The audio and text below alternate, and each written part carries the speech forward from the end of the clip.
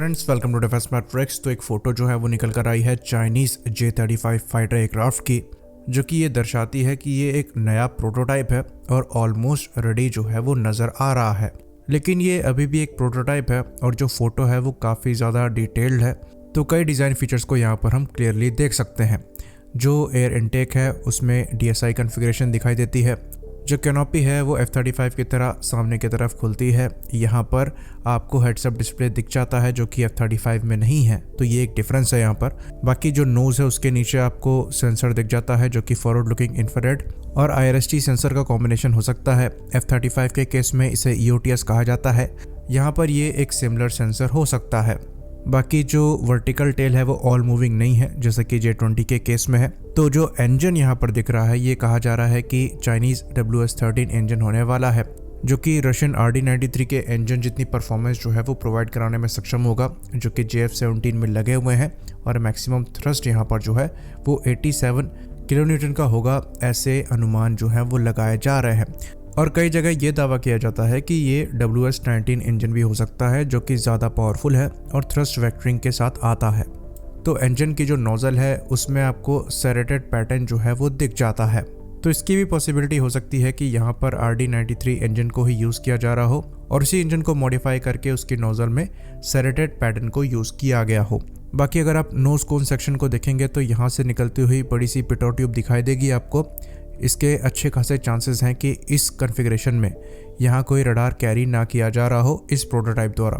बाकी अगर आप फ्रंट लैंडिंग गियर को देखेंगे तो आपको एक रॉड निकलता हुआ दिखाई देगा सामने की तरफ, जो कि ये दर्शाता है कि इसे कैटापुल्ट लॉन्चर्स के लिए बनाया गया है। यानी कि ये जो एयरक्राफ्ट है इसे specially people liberation army navy के लिए बनाया जा रहा है और फुजियान एयरक्राफ्ट कैरियर से इसे ऑपरेट किया जाएगा। बाकी ये बात आपको बता दें कि ये जो बार टाइप का आगे निकला हुआ है इसे लॉन्च बार कहते हैं। तो ये कैटापुल्ट में फंसता है और इसी के थ्रू एयरक्राफ्ट को खींच के लॉन्च किया जाता है। तो ये चीज़ हम बहुत अच्छे से जानते हैं कि जो फुजियान एयरक्राफ्ट कैरियर है ये EMALS लॉन्चिंग सिस्टम को यूज़ करते हैं, यानी कि इलेक्ट्रोमैग्नेटिक एयरक्राफ्ट लॉन्चिंग सिस्टम को, जो कि ज़्यादा स्मूथ है और ज़्यादा हैवी एयरक्राफ्ट को आराम से लॉन्च कराने में सक्षम है। तो फुजियान को इसी साल लॉन्च किया गया था जून में और कहा यह जा रहा है कि ये सर्विस ज्वाइन कर सकता है 2023 तक, यानी कि अगले साल। तो ये जो J-35 एयरक्राफ्ट है ये एक्चुअली J-31 पर ही बेस्ड है, या फिर हम ये कह सकते हैं कि ये J-31 का ही फर्दर डेवलपमेंट है। तो पहले J-31 ने जो फर्स्ट फ्लाइट है वो 2012 में ही कर ली थी, यानी कि अब से करीबन 10 साल पहले। और उसमें ये कहा जाता था कि कुछ डिज़ाइन फ्लॉज हैं जिसकी वजह से जो परफॉर्मेंस है वो ऑप्टिमम नहीं निकल कर आ रही है। तो इस डिज़ाइन को फिर से रिवाइज़ किया गया और इस बार इसे कैरियर बेस्ड नेवल फाइटर के तौर पर बनाया गया।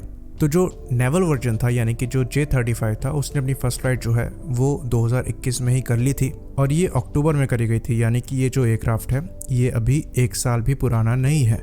लेकिन इसके जो सेंसर्स वगैरह हैं उसका डेवलपमेंट जो है वो J-31 के समय से ही चालू हो गया था। तो हम ये एक्सपेक्ट कर सकते हैं कि ये एयरक्राफ्ट जो है वो आने वाले 2 से 3 सालों में सर्विस ज्वाइन कर सकता है पीपल लिबरेशन आर्मी नेवी की, और ये फुजियान एयरक्राफ्ट के साथ एक्टिव सर्विस में आ सकता है। बाकी एयरक्राफ्ट को लेकर ये कहा जा रहा है कि यहाँ पर इंटरनल वेपन बे ज़रूर होगा।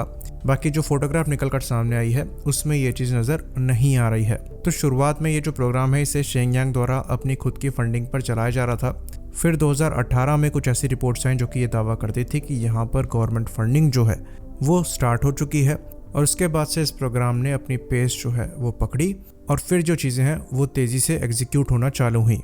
तो एक बार ये चाइनीज़ नेवी की सर्विस में आ जाए तो उसके बाद ये दुनिया का दूसरा 5th जनरेशन फाइटर होगा जो कि किसी नेवी द्वारा ऑपरेट किया जा रहा है F-35 के बाद। बाकी ये 5th जनरेशन फाइटर कितने ज़्यादा कैपेबल नेवल फाइटर है ये फ्यूचर में देखने वाली बात होगी, क्योंकि सी कंडीशंस जो हैं वो काफ़ी हार्श होती हैं और इवन नॉर्मल फाइटर्स के लिए भी इनको काफ़ी हार्श माना जाता है। तो इन स्टेल्थ फाइटर को लेकर कितनी मेंटेनेंस पड़ती है, ऑपरेशनल रेट क्या रहता है, ये देखने वाली बात होगी।